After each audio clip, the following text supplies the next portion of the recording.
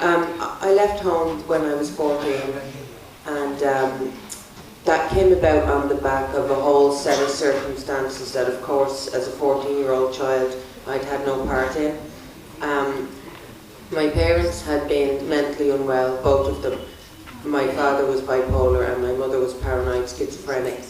And unfortunately, she'd never had any medical intervention.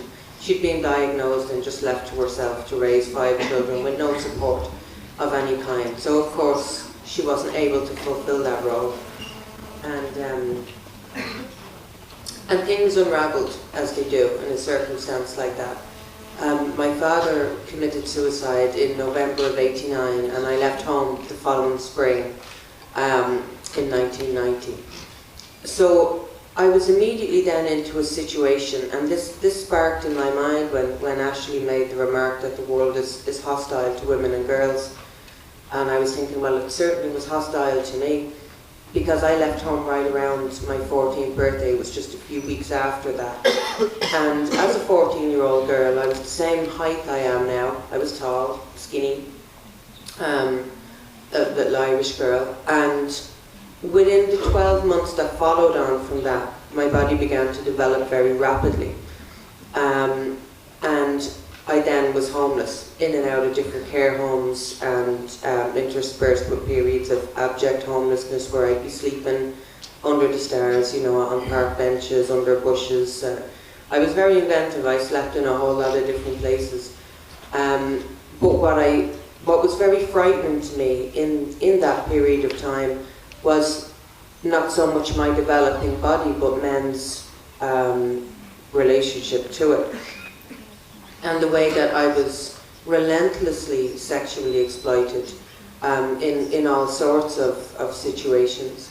And that continued for over a year, until the point where I was really worn down. I was very, very worn down, emotionally and mentally and spiritually, with all of this.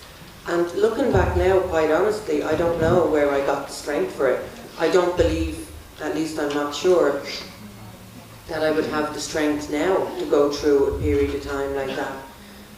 But I did, because I had to, and at the end of that time I met a young man. He was into his early 20s, who had this idea about how I was going to make money and how I could secure all of the things that I didn't have in my life, like a roof over my head and so forth.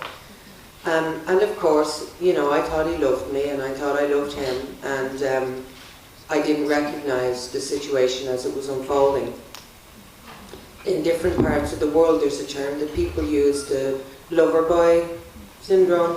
That it was a classic of that, but we didn't have that terminology. And anyway, 5 days after I met this young man, he had me out on the streets in the nearest red light zone in Dublin.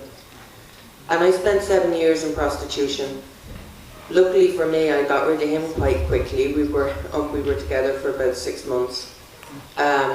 And I went on eventually, thank God, to get out of prostitution in 1998. I was 22 at the time. But you know, about 2.5 or 3 years after I got out of prostitution, I'd had this niggling feeling that I really wanted to put what happened to me on the page, that I wanted to write about it. I wanted to write it out of my system. And it was really never about me. Ruchira mentioned that we spoke last year in Calcutta together, and I said at that literary festival that I didn't realise what I was doing when I wrote that book. I thought that I was writing about prostitution because it was the right thing to do, and I was, that's true.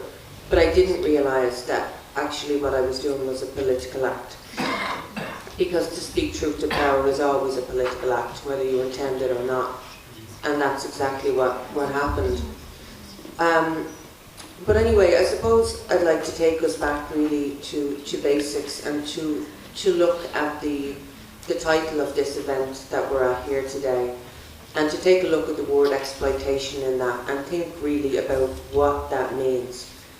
I think at its most basic level, to exploit, and I made a little note while I was sitting here before I began speaking, and I said that to exploit was to